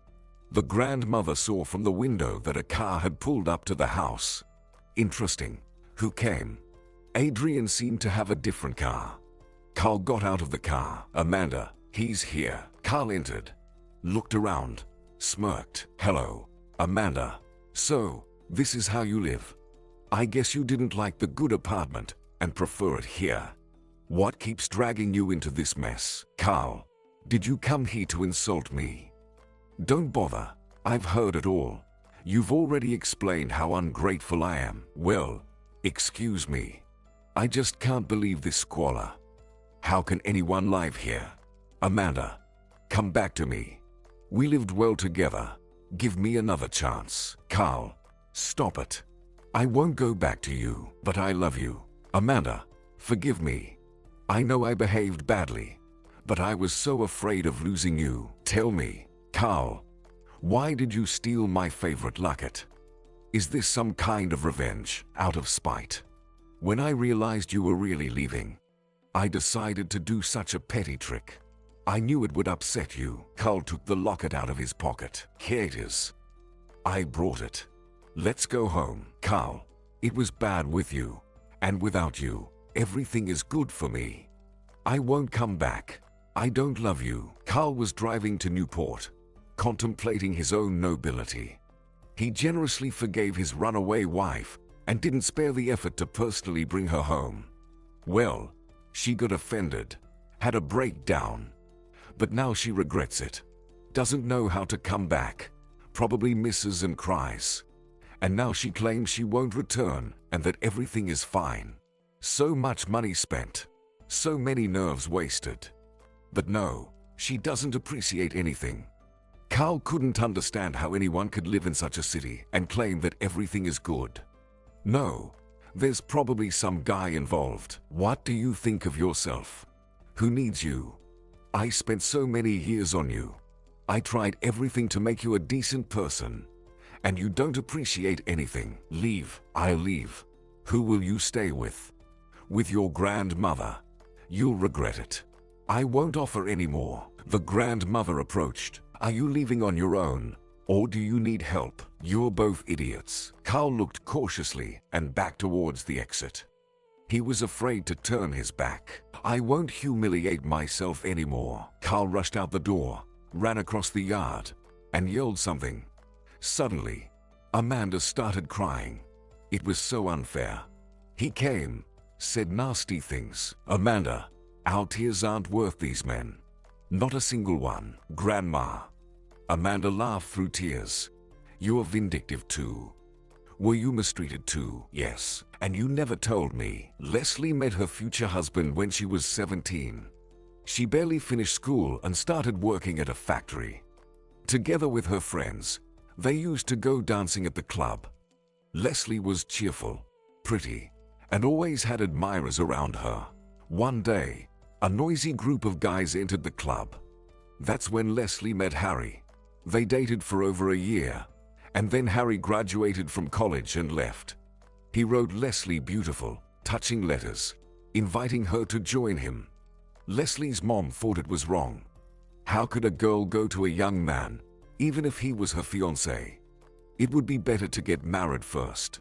On the other hand, one shouldn't miss a smart, handsome, intelligent fiancé, especially one with a higher education. Leslie arrived. She and Harry got married. The forestry allocated a house to the young specialist and his wife. Harry spent his time in the woods and nurseries, while Leslie took care of the house and the garden, even having a cow, a pig, and chickens. It was unclear how a sitter girl handled all of this. Harry adored his young wife, and Leslie admired her smart, talented husband. Little Naomi drank fresh milk and played with piglets in the garden. Harry was a talented forestry engineer. In his nursery, they grew things that were considered impossible for the local climate. 5 years later, he was offered a job in the city, in the landscaping department, immediately as the chief engineer. 3 years later, he became the manager, and the family moved into a new large house provided by the management. Leslie completed dressmaking courses and worked at one of the city's studios. They were happy, loved each other just as they did in their youth. Prosperity, a car, and a clever daughter who excelled in music and academics became part of their life. They lived together for 20 years. Leslie thought it would always be this way, and suddenly, Harry didn't come home one evening. Leslie called all friends and acquaintances. He hadn't appeared anywhere. Leslie barely endured until morning. She called his workplace, and they said he was on vacation. In what vacation? He didn't say anything, and all his things are here. During the day, some girl called. Judging by the voice, not older than their Naomi, and with triumph in her tone, she declared that Harry chose her. Her world shattered. It was impossible to go on. She spent a week lying face to the wall, not crying, not thinking, not even remembering her daughter. Naomi came home rarely from college, so Leslie was left completely alone. Even her friends didn't show up. Apparently, they decided it was more profitable to be friends with Harry. After a week, Leslie got up, tidied herself, called her husband, and demanded a divorce. He didn't object, left the house to Leslie, took the car for himself, and didn't even ask about their daughter, as if she didn't exist. What surprised Leslie the most was that after so many happy years, Harry didn't even want to talk to her. If he had come and said it happened, he fell in love with someone else, Leslie would have understood. Not forgiven, but understood. Instead, he cowardly ran away, didn't deem it necessary to talk. Some girl calls and announces that your husband is no longer yours. It was humiliating. She crossed both her husband and friends out of her life. Several years later, Harry begged for forgiveness, begged to take him back. But Leslie didn't forgive betrayal and didn't forget humiliation. Harry gave up on her and their love. If a person did that, he didn't deserve forgiveness. Sometimes rumors reached her about her ex-husband's personal life not going well. I didn't want revenge, but he got what he deserved. Since then, I've never cried over men. They might have cried because of me, but I never did. So, Amanda, forget about your ex-husband. He's gone. Grandma, maybe we have some kind of curse along the female line. Something's wrong with us, all of us. Neither you, nor me, nor Mom can sort out our personal lives. Nonsense. I was happy for 20 years. I won't argue about your mom's first husband. He was a jerk. But now she has Clinton. As for you, miracles are happening. Tell me, how did you and Adrian end up in Newport at the same time? It's like higher powers brought you together. Isn't it miraculous? By the way, Carl returned the locket. You should call Adrian. Tell him, well, I can't be the first to call. Let him call. Waiting for a man to call. You'll grow old alone. What to do? Men like initiative. Learn from your friend Valerie. She twists men around her finger. They enjoy it. So, make the call. Besides, you have a reason. I won't call today. I'll take the risk tomorrow. Amanda was stirred up by Carl's arrival. Disgusting and hurtful. But she had only herself to blame. She thought she needed a beneficial move. A job in Washington. Everyone said she needed to settle well. So, she settled. Nothing happens for no reason. All subsequent misfortunes stemmed from the desire to arrange life correctly. The warning signs were there even before marriage. He was jealous, irritated by trivial things. Even back then, she didn't enjoy being with him in the company of friends. She avoided it. Perhaps it works for someone, but it didn't for her. This move brought her no benefit. Fortunately, she managed to get out of it without losses. Amanda gathered herself and hurried to Valerie. So many emotions, yet her friend was unaware. As soon as the door opened, Amanda realized that perhaps it wasn't the right time for her emotional outpouring. Franklin opened the door. All ex-husbands gathering in Newport now. What brought this on? Valerie was furious. Sparks were flying. Franklin huddled in a corner of the sofa, afraid to look, evidently realizing he messed up badly. Valerie in the kitchen made a racket with dishes, forcefully placed plates on the table, and tossed spoons. Amanda whispered, "Valerie, what happened? He's not a man. He's some kind of misunderstanding." Valerie didn't lower her voice. He got kicked out of the theater. So, not only is he not a genius dancer, but he also messed things up. Got involved with a businessman's wife, who turned out to be a criminal authority. Now his lover, covered in bruises, is heading to her historical homeland, and this fool fled from Washington. Nothing better occurred to him than to show up here. Valerie threw another plate and stormed into the room. Amanda followed her. "Why did you come here, Valerie?" "I missed my daughter." "No. Did you hear? He missed his daughter. After so many years, he didn't miss her. And now suddenly, he feels nostalgic. Do you know what he brought as a gift for his beloved daughter? Nowadays, they distribute food with all kinds of gadgets on trains, like on planes. So, he brought packs of sauce, sugar, cream, a jar of cheese, and also a dress." Valerie rushed into the bedroom and brought out something red with sequins and feathers. "There you go. My goodness. Why did you come here? You have countless mistresses. Did they all dump you? Well, rightly so.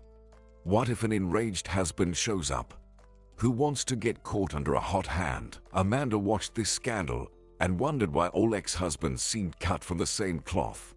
They believe that a wife, even an ex-wife, is their property. They blissfully announce their arrival, thinking she won't disappear anywhere. But Franklin seems to have miscalculated. Memory fails him. He forgot what Valerie is like. He won't handle this hurricane. The key turned in the door, and someone was opening it. In came Anna. "Mom, Uncle Michael and I saw a bard." A massive, smiling Michael entered the room. Amanda stared at Valerie in amazement. How does she manage this? She knows the guy for 2 days, and he's already bringing a child from daycare. Franklin had practically melded into the sofa. He realized he shouldn't have come here. They might beat him up. He thought that his ex-wife wouldn't resist him with his ideal physique and artistic charm, that her feelings would stir, and he could sit this out for a while until everything settled in Washington. And money was tight. He was counting on living on Easy Street for a bit.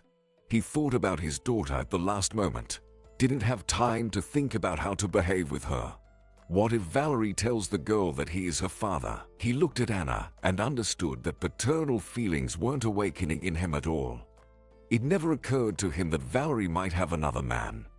Looking at the entered Rambo, he realized that if she were his current wife, he would have fled immediately. But there was nowhere to run. Besides, this fool stood in the middle of the road, unlikely to let him pass. "Valerie, who's this?" "Nobody." An empty space. The ex-husband. "What's he doing here? I understand he has nowhere to go. Let me assign him somewhere." Franklin jumped up, moved away. Hysteria splashed in Valerie's voice. "Don't assign me anywhere." "Young man," Michael approached closer. "Do you have a place to stay? It will be uncomfortable for you here. How about I take you to a hotel?" "Valerie, does this young man stay here? Or should I escort him to the hotel?" "No need to escort me. Just give me the address. I'll find my way." "Agreed." Franklin ran away so fast. It was clear he wouldn't remember his paternal feelings anymore. "Valerie, today is a significant day for us. We need to mark it on the calendar. We got rid of the exes, hopefully, for good. It needs marking."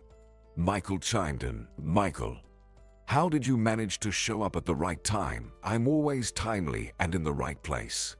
Instead of keeping tabs on me, you should have inquired about where Adrian is. And where is he? He went to the children's home to find out about Jack's fate. I think he's serious about it. Something about that kid struck a chord with him. Well, that's right. I believe he can provide the boy with a decent life. He has enough money. Oh, guys, why did I come here? I have the locket. I need to give it to Adrian. That's it. Adrian will be swept away by our spirits. It's scary interesting what will happen next. He'll be back tomorrow. You'll give him the locket, and we'll see what happens. What's going on? Is a worth a life for Jack determined by money? And what about trust, peace, and understanding? Is that not worthy? Can you buy a cool phone? Worthy. Bought ice cream with your last money? Unworthy. Amanda worked home, pondering, who is this Adrian? Could she rush to help someone else's child? And he, so rational, thoughtful, and calculated, rushed. By the way, how is Jack now? Adrian hasn't returned yet, and this one sits alone, waiting for his fate to be decided. Amanda turned around and headed towards Adrian's house. Jack, on the other hand, wasn't waiting for anyone, and clearly wasn't contemplating his fate. He lay on the sofa, covered in chips, watching Bruce Willis once again save the planet. Asteroid debris was flying, a drilling rig was collapsing, and the slightly scratched hero bid farewell to his daughter with tears in his eyes. Jack immediately shed a tear, sobbed, and tried to relieve stress with chips. Amanda's arrival with poignant conversations disturbed him. This was the climax. Bruce would die, but the planet would be saved. Of course, it would be saved. They were all alive. Willis would save them. Meanwhile, Amanda was mumbling something about trust and understanding. The movie ended. And finally, it dawned on Jack that Uncle Adrian had gone to the children's home. Why? They'll catch me and bring me back. They'll find out where he lives and come for me. I won't go back to the children's home. Jack jumped up, frantically grabbed his clothes, put on whatever fit, as long as it was more. Amanda shouted that they wouldn't give him away, held his hands, tried to convince him to wait for Adrian and understand what he found out. Jack wasn't listening. Terror filled his eyes. He broke free from Amanda's grasp and rushed out the door. Amanda cried. Only now did she realize the nightmare Jack lived in. The mention of the children's home terrified him. Jack didn't know where Adrian went. If not for her, Jack would have calmly waited for Adrian. All troubles came from women. She caused all this mess. She had to take responsibility. If she hadn't gone looking for Jack, the runaway, he couldn't be found. So, wait for Adrian and apologize for making Jack run away. Amanda didn't dare to lie on the sofa. She fell asleep at the table, resting her head on her hands. She dreamt of an old woman with black, terrifying eyes. The old woman waved her hands, trying to smile, grotesquely stretching her lips. And suddenly, she said clearly, "Give away the locket, or happiness won't come." Then she rattled with something, and Amanda woke up. It wasn't the old woman making noise.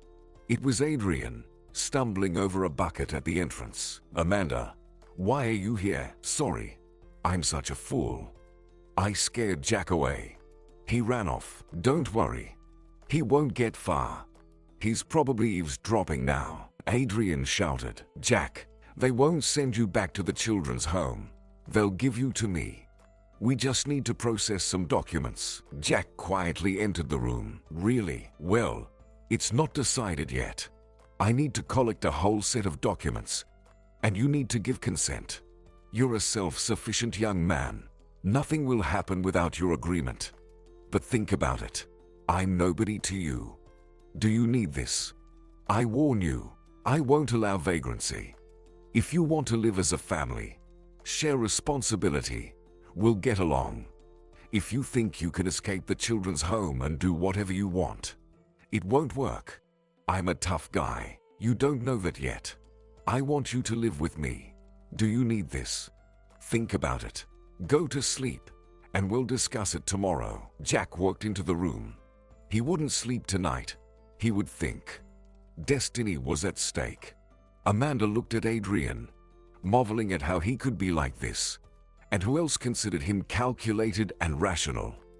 He lives by emotions, not reason.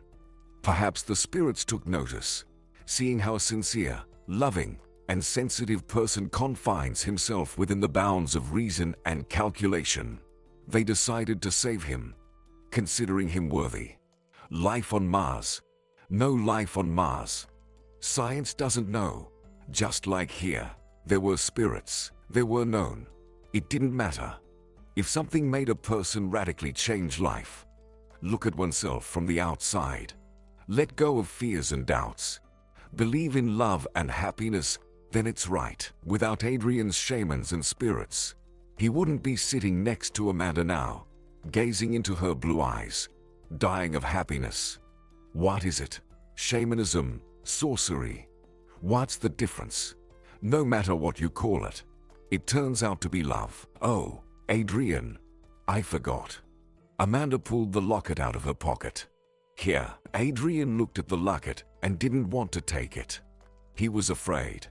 After all, he found everything love, happiness, light, and destiny. Why would he need the locket? What if everything collapses and he's left alone again, without Amanda and Jack? Adrian, I was told to give the locket to you. Who told you? Amanda, I've gone crazy with these spirits and predictions.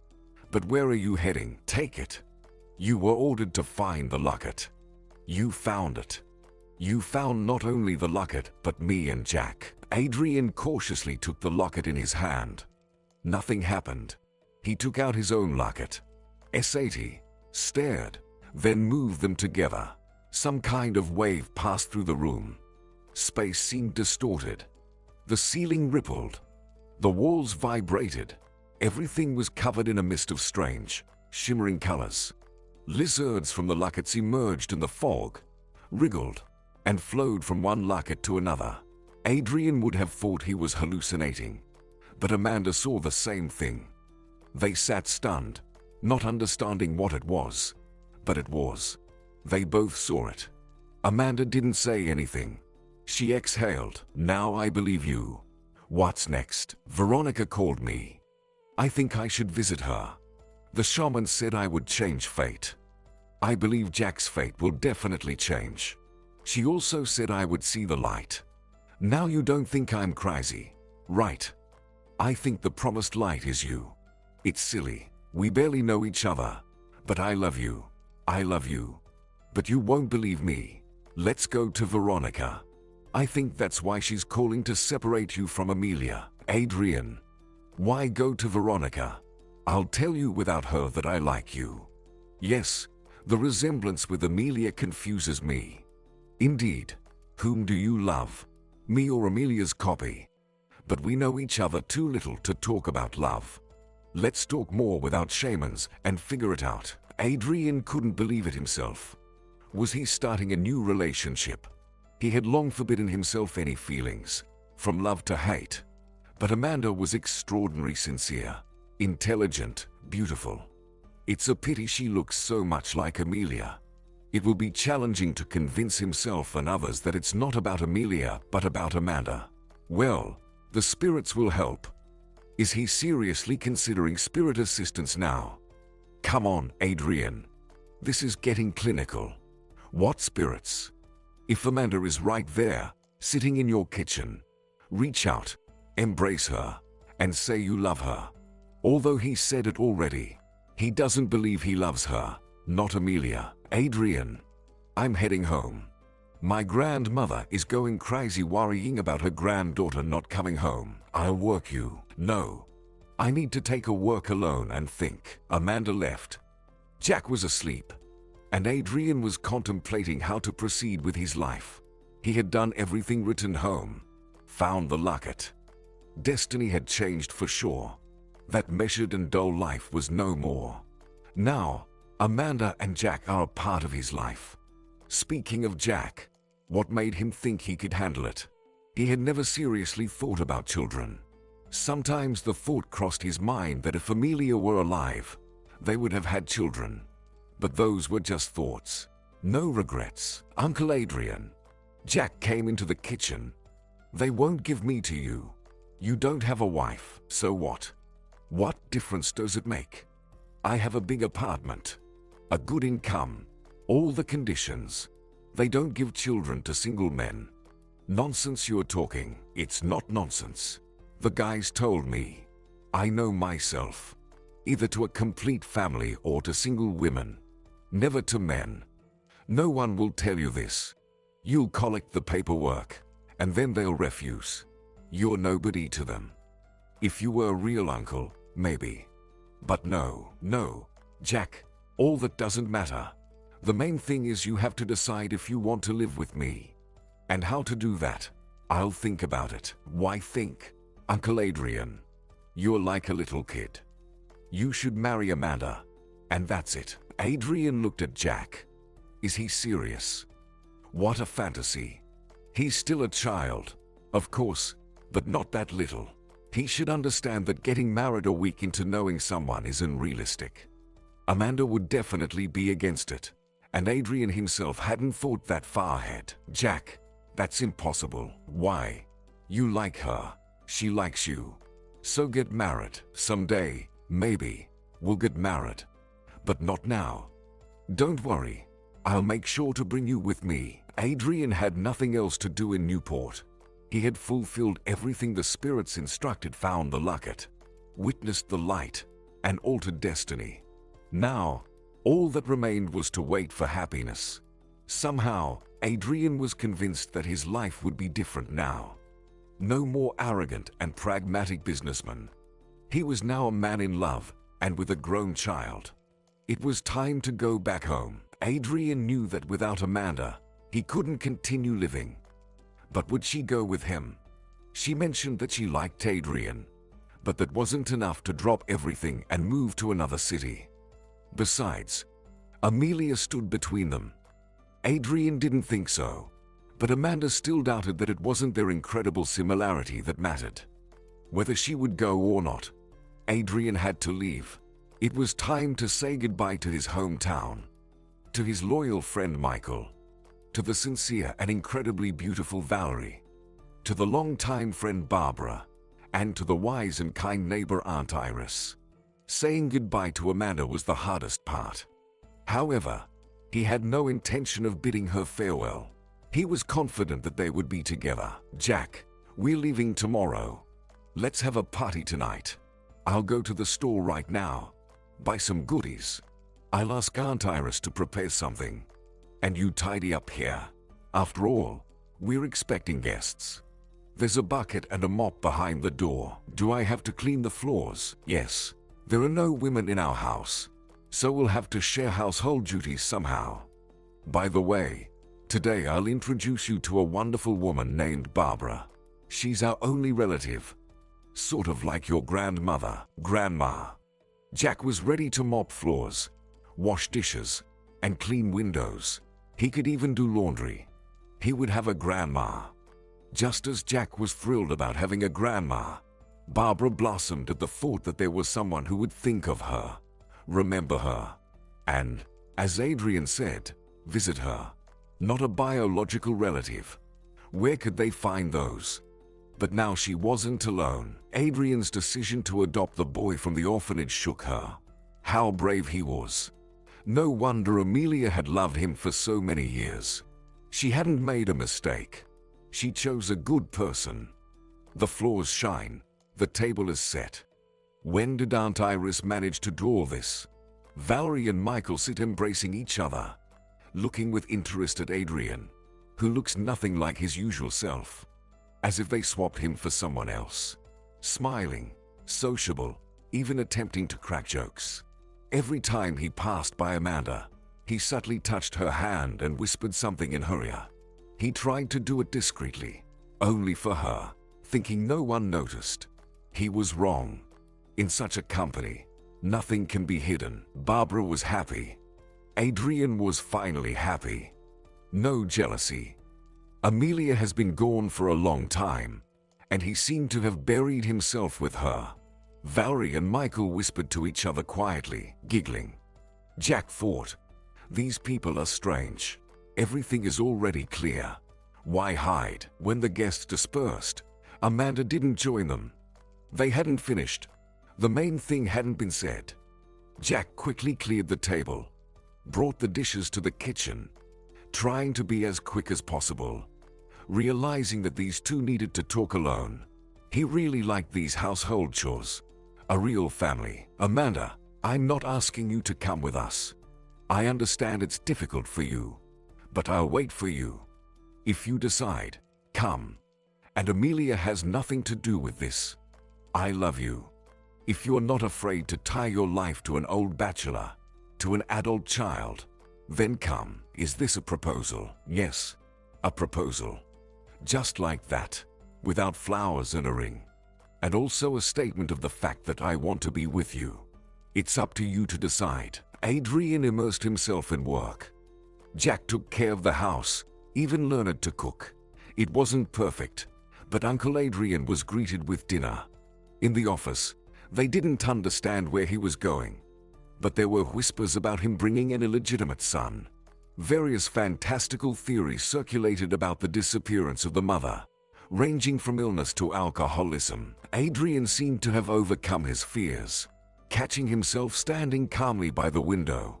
One day, he approached the window and saw a girl below waving at him. Oh, my God, Veronica. Adrian rushed out of the office, descended the stairs. Just don't go. I need to talk to you. Veronica didn't leave. She stood there, smiling.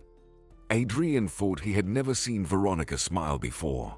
Her black, impenetrable eyes seemed to glow. You did everything right. The spirits are satisfied. They say they won't do anything else. The rest is up to you. What do you mean? The rest? Veronica, what happens next? I'm not a fortune teller. I just convey what the spirits said. You're a strange person. Grandma never worried about anyone else, but she kept asking about you all the time. Goodbye. I won't come again. Veronica turned around and walked away. Adrian stood there, watching her leave. His heart ached. Was it really over? Veronica turned the corner and disappeared. He walked back to the office. Amanda was standing at the entrance. I fought an old bachelor with an adult child.